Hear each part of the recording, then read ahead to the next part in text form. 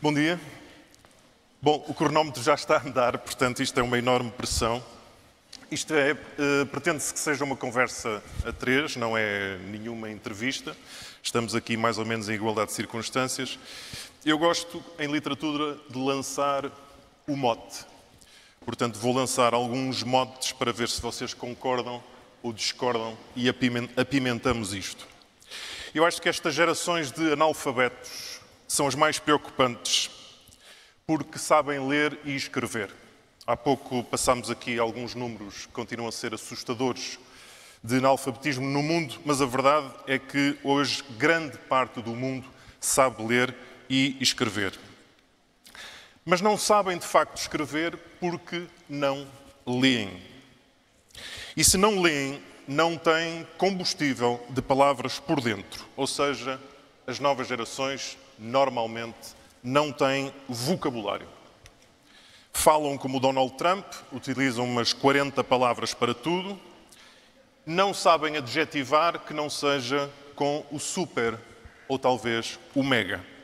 Tudo é super fixe ou é mega triste, estão super animados, mas depois super preocupados com o estado do mundo. É por isso que eu acho que a literacia não é só o saber ler ou escrever. É a capacidade de interpretar o que se lê, apreender, armazenar e depois utilizar. E nesse sentido, eu defendo com unhas e dentes a palavra escrita, porque só ela permite sonhar, logo imaginar. Ou seja, ler é absolutamente igual, curiosamente, a estar de olhos fechados, a sós com a cabeça e assim treiná-la para a abstração e a projeção. É a cabeça que tem de construir as cores, os sons, as texturas e os odores que se podem formar a partir de um texto lido, da seca e crua palavra escrita, às vezes tão difícil, sem adornos que não seja o talento do escritor. É por isso que, como dizia, penso que, não gosto de citar mal, mas penso que era o André Gide, que se espantava de haver tantos artistas no mundo e tão poucas obras de arte. Defendo a palavra escrita, o texto escrito e o texto em papel como a grande arma para a literacia e aquilo que nos poderá, de alguma forma, salvar. Acima, para já reservo, do chamado audiovisual, que é também uma fonte de conhecimento, se assim o soubermos utilizar, mas que tem algumas particularidades que acho que ficam a perder para a palavra escrita. Querido Juan, bem-vindo a Portugal, Gracias. Antes de mais nada, y paso la palabra.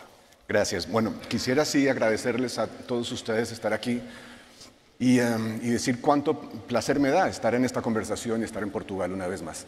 Has dicho muchas palabras importantes. Gracias por permitirme hablar en español y por entender mi lengua. Un día, dentro de muchos siglos, lograré finalmente hablar portugués. Estoy en el esfuerzo. Has dicho muchas palabras importantes. Yo creo que la síntesis de todo para mí es una relación directa, muy misteriosa si quieren ustedes, pero muy directa, que siempre he visto entre la salud de una democracia y el lugar que en ella ocupa la lectura de ficción. Las ciudadanías que leen ficción suelen ser ciudadanías de ciudadanos críticos, capaces de interpretar el texto, como dices, el mundo escrito, pero también interpretar a los demás, interpretar al otro.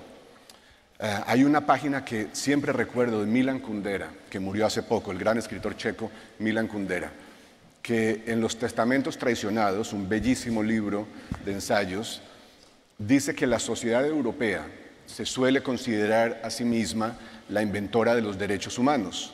Muy bien.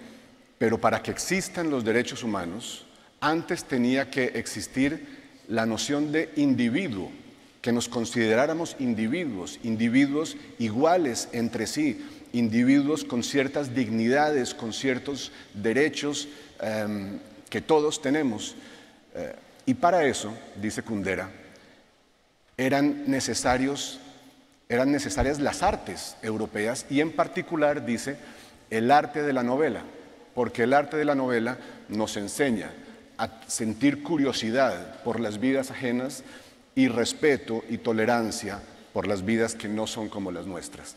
La sola idea de imaginar, Paulo, de imaginar que la otra persona con la que nos cruzamos en la vida diaria tiene una vida que no vemos, tiene una vida que no está al alcance de lo que entendemos, nos siembra una semilla de curiosidad, de tolerancia y acaso tal vez de empatía.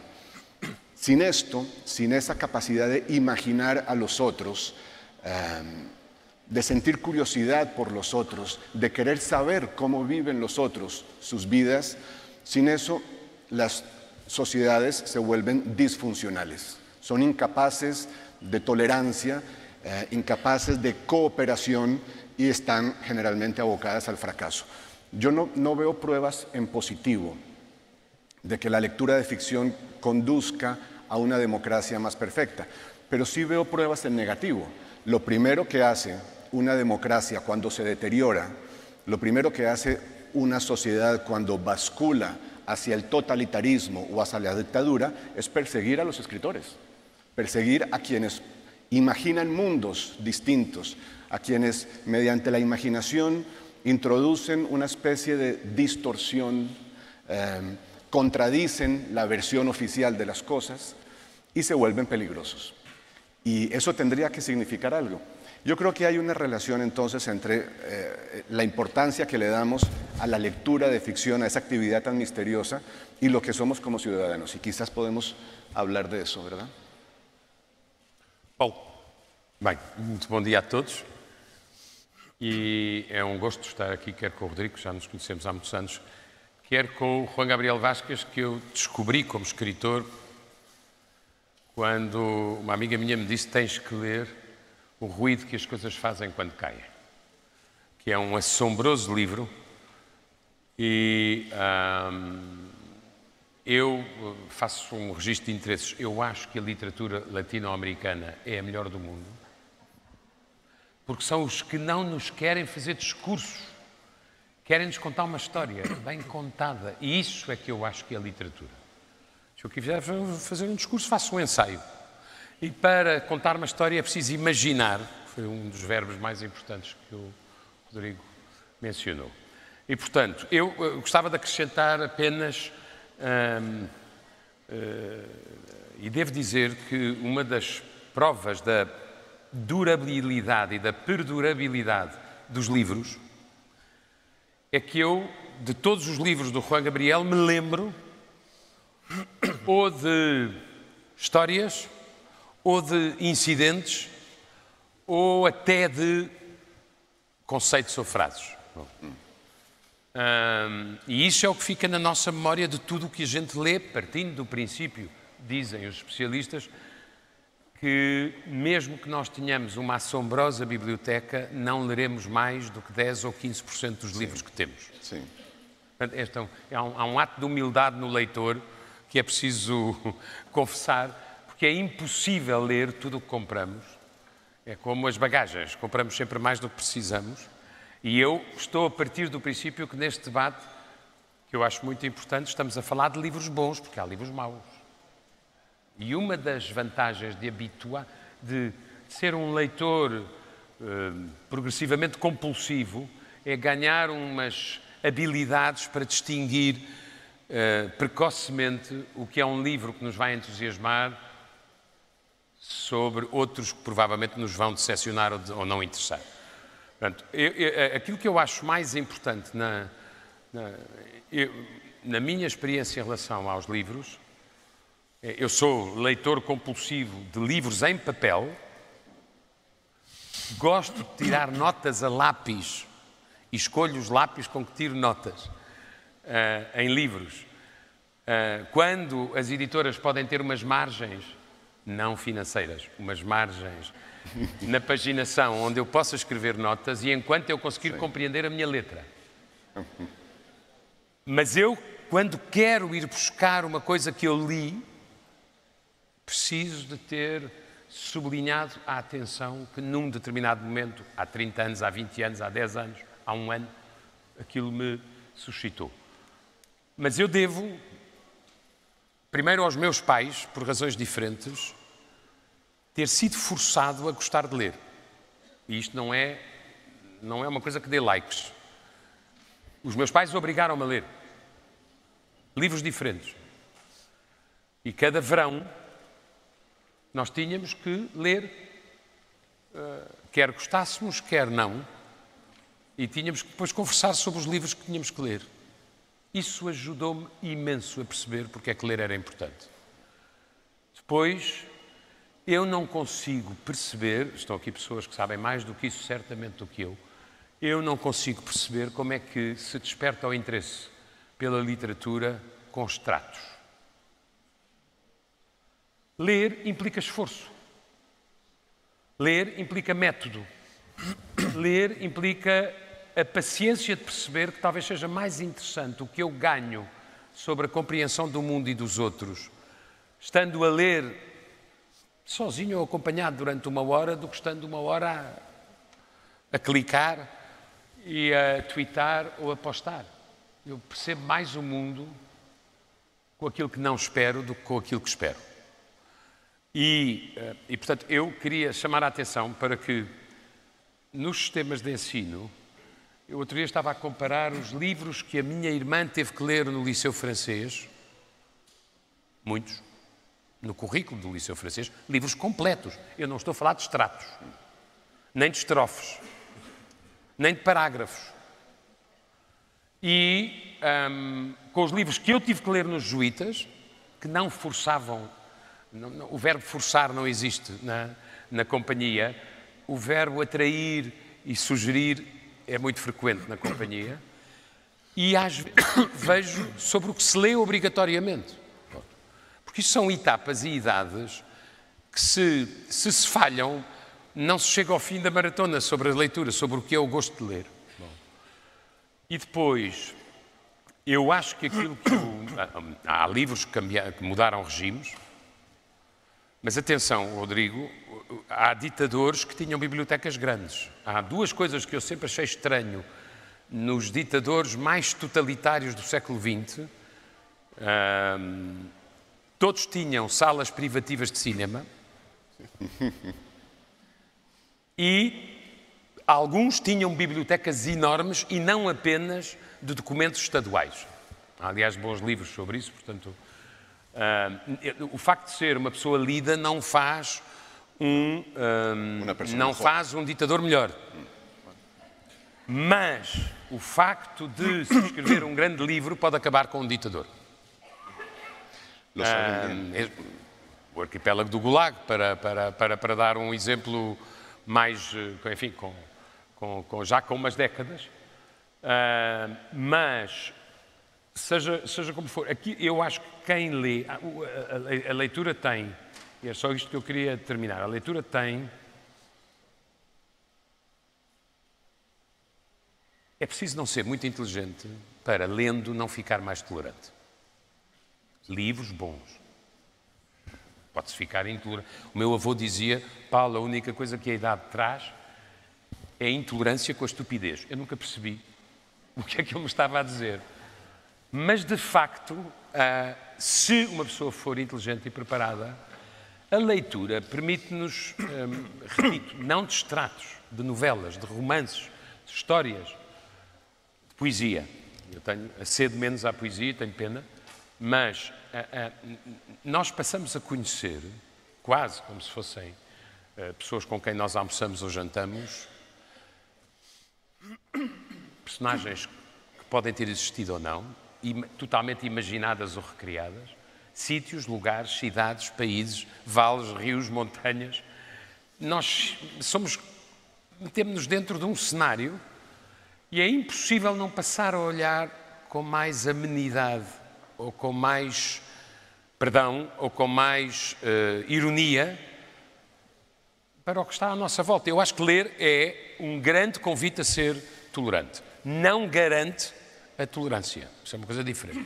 Não garante, aliás, nós vemos em qualquer filme que os grandes vilões malignos citam Shakespeare e Baudelaire e Aristóteles. Porque há muitos livros de quotation. São sempre muito inteligentes. Mas... Rodrigo, só queria acrescentar uma coisa. Eu não queria ser injusto. Eu leio em papel e espero que o papel não chegue nos mercados internacionais a um preço que torne a letra tão pequenina, tão pequenina, tão pequenina que a gente se canse antes de começar. Mas, para mim, o digital é essencial para eu ter recensões comparativas de livros. Todos nós sabemos quais são os bons jornais do mundo que têm boas recensões e eu não os compro todos em papel e, portanto, eu, por exemplo, as recensões de livros vou buscá-las ao digital. Mas leitura é em papel e porque há um ritual, é um ritual. As páginas, o cheiro do papel, o poder escrever, o poder anotar, o poder encontrar o sítio para aquele livro na nossa biblioteca, caso a consigamos organizar, que é uma coisa que eu duvido muito. Mas, e portanto, só queria ajustar. Eu acho que o digital não é incompatível com o papel. Eu queria só pegar naquela ideia que tu disseste dos teus pais e da relação dos teus pais contigo e com a leitura, com essa dita obrigação, não indo tão longe, e porque há pouco ouvi falar aqui de novos modelos de educação. E a mim faz-me um pouco de aflição que esteja a ser completamente retirada da educação e do crescimento das crianças, os tais futuros seres humanos, duas coisas que para mim são essenciais num processo de amadurecimento, que são o tédio e o aborrecimento. Nós estamos numa infantilização crescente da sociedade, que está a chegar aos papás. Hoje em dia nós vemos a chamada hierarquia das coisas completamente ao contrário. Quando eu vejo papás e mamãs chegarem com uma criança de 5, 6 anos a um restaurante e quando vem o empregado, o pequeno Daniel é que decide primeiro o que é que ele vai comer e só depois os papás é que olham para o menu. Eu levava uma galheta. Os papás e as mamãs tentam estar ao corrente do que os filhos ouvem na rádio mainstream para que também possam consumir esta música. E então achamos nós, que neste eterno retorno humano de passarmos do 8 para o 80, que entregarmos o mundo a crianças que ainda são apenas crianças, que isso vai ter algum resultado benigno lá à frente. Daí estarmos a ter tantas crianças que não sabem, à mínima coisa, lidar, por exemplo, com a frustração. E como diz o Paulo, às vezes ler um romance tem algo de frustrante, como aprender matemática, como aprender outras belas artes. Como, no fundo, chegarmos a algo que nos preencha, vai ter esse trabalho pela frente. Hoje ninguém quer ter esse trabalho. E estamos a ensinar às crianças que não é preciso ter esse trabalho. Esse é que é o problema. Hay dos conceptos que parecen oponerse, que son el de la lectura como esfuerzo y el de la lectura como obligación. Yo recuerdo mucho a Borges que decía que hay dos verbos que no se pueden conjugar en el imperativo, amar y leer. No se pueden conjugar en el imperativo porque no se puede imponer el gusto literario, no se puede imponer, no se debe imponer. Mas eu não disse isso, não te vou interromper, mas eu também não disse isso, não disse que se deve obrigar as crianças a ler. No, exacto. Y esto para mí es importante porque la lectura, particularmente de ficción, siempre ha sido para mí un terreno de rebeldía. Los lectores de ficción somos personas insatisfechas, que no estamos contentas con el mundo. Nadie lee libros y desde luego nadie escribe libros si les parece que el mundo es perfecto. Leemos por insatisfacción, leemos porque nos enfurece el hecho de tener una sola vida. Leemos ficción porque queremos saber cómo es ser otra persona, cómo es vivir en el siglo I después de Cristo, cómo es vivir en otra raza, desde otro sexo. Y la lectura en ese sentido es una rebelión contra las limitaciones de la vida. Leemos por rebeldía. Pero al mismo tiempo, adquirir esa rebeldía requiere un esfuerzo, una educación, tiempo. Yo siempre cito a este respecto una anécdota personal. Una de mis hijas tenía que hacerse unos exámenes de sangre para medir el azúcar en la sangre, para medir la glucosa en la sangre. Y la única recomendación, ustedes saben cómo son estos exámenes, les sacan un poco de sangre, se toman una carga de azúcar muy grande y luego se vuelve a sacar sangre para medir el cambio. La única recomendación que recibió mi hija de la enfermera después de tomar la carga de azúcar y antes de la segunda medición fue: no lea. No lea porque la lectura necesita tanta energía del cerebro que quema mucha de la energía del azúcar. Usted puede ver pantallas, puede ver redes sociales, puede ver televisión, puede ver una película, pero no lea, porque eso necesita energía. Y esto, claro, esto es una gran metáfora, ¿verdad?, de lo que pasa en nuestras cabezas, en nuestros cerebros, cuando estamos inmersos en ese proceso tan extraordinario y tan extraño que es transformar signos en imágenes, en sonidos, en emociones a veces muy fuertes. Hay una página de Rojo y Negro de Stendhal, en la que Stendhal, para referirse a la situación de un personaje, dice: como no leía novelas, no sabía nada de la vida. Y en otra dice, de otro personaje, dice: como no leía novelas, las emociones nuevas que estaba recibiendo no las sabía reconocer. Para vivir conscientemente, para saber qué es lo que nos pasa, para nombrar lo que sentimos, son necesarias palabras que salen de la literatura. Y quien no tiene esas palabras vive con menos conciencia, vive con menos awareness de estar vivo. E isso requer esforço. Paulo, vou-te passar a última palavra, pegando numa coisa que disseste há pouco, sobre livros. Deve-se ler livros bons. Com uma pequena discussão que eu tive com uma professora numa feira do livro, mas dizendo só isto. Ainda por cima, para mim, às vezes as pessoas, eu detesto sinopses, quando agora os editores me dizem qual é a sinopse do teu livro, tens que aliciar o leitor. Detesto sinopses, porque a literatura joga-se, não é nos detalhes. O que trata é como trata. Como está escrito o livro.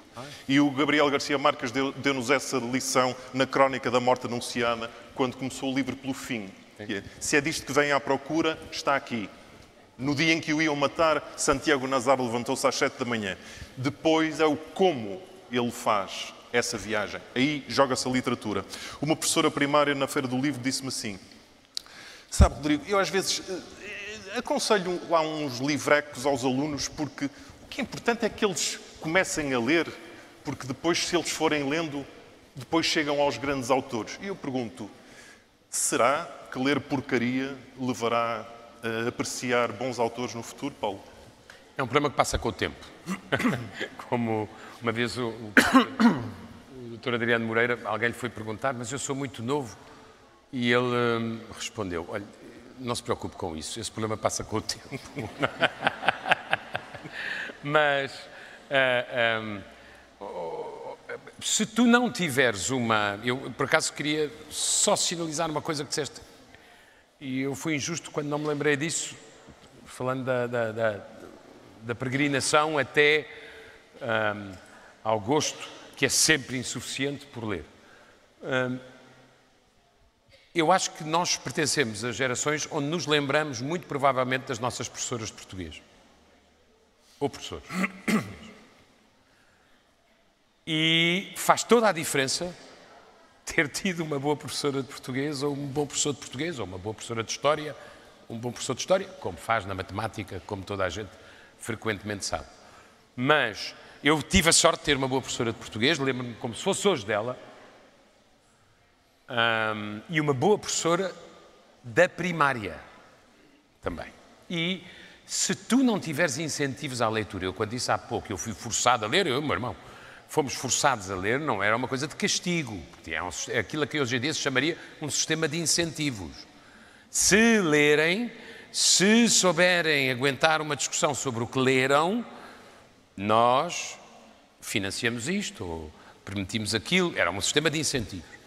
Mas o problema da distinção só é possível uma pessoa conseguir ter um critério sobre o que é bom e o que não é bom se não se perderem os anos iniciais e os anos da adolescência e os anos da juventude. É muito difícil chegares a esse critério muito tarde, eu acho. Mas há uma coisa, eu acho que o verdadeiro risco, eu há bocado estava a dizer, por exemplo, para mim o digital é uma coisa complementar, não é a primeira de toda em matéria de literatura, mas é complementar. Mas há uma coisa que eu acho que é um risco geral, tem a ver com muitas coisas de que aqui falamos. Nós estamos numa era de simplificações.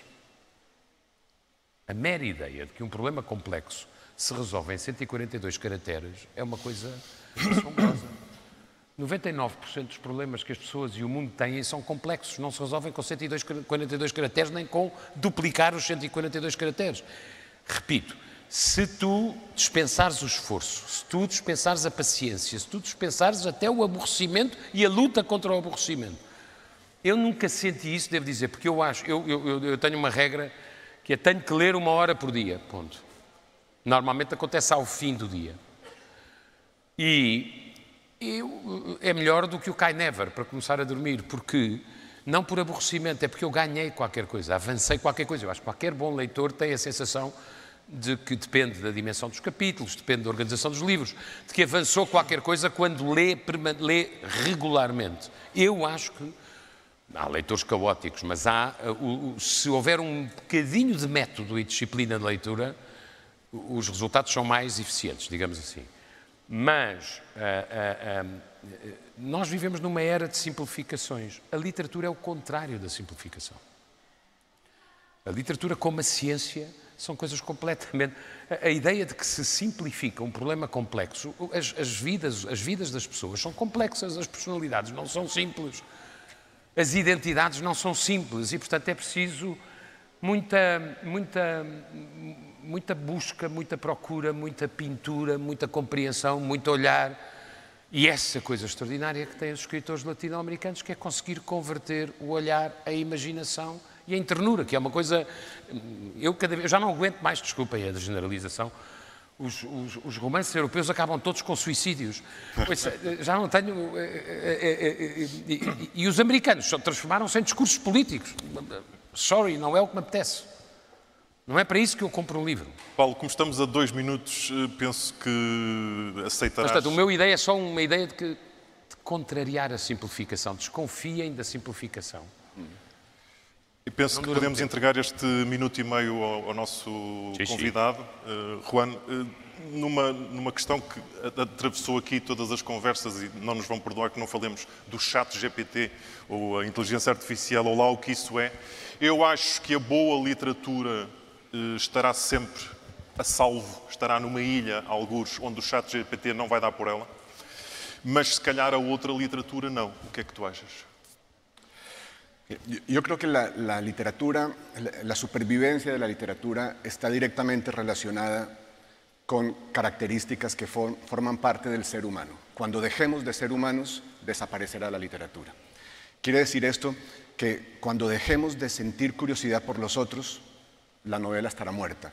Cuando dejemos de sentir la necesidad de saber lo que sentimos, de nombrar lo que sentimos, desaparecerá la poesía.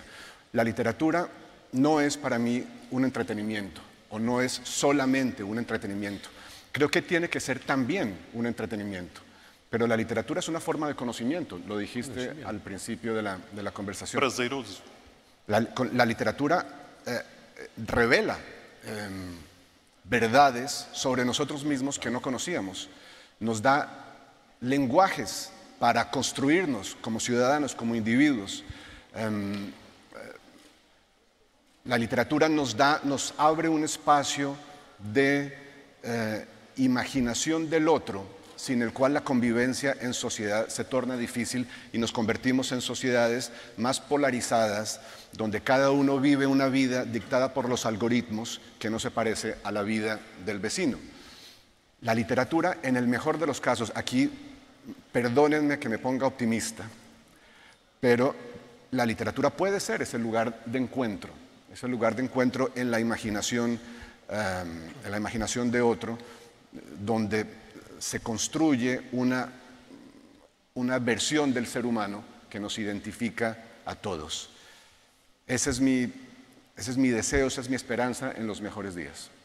Deixem-me terminar citando o próprio Juan Gabriel Vázquez, porque esta ideia que ele deixou aqui, ele já a deixou num livro de contos, em que equipara o país que tanto ama e que tanto sofre a um incêndio e equipara a literatura, quanto mais não seja, o que podemos continuar a fazer é canções para esse incêndio. Muito obrigado. Fíjate.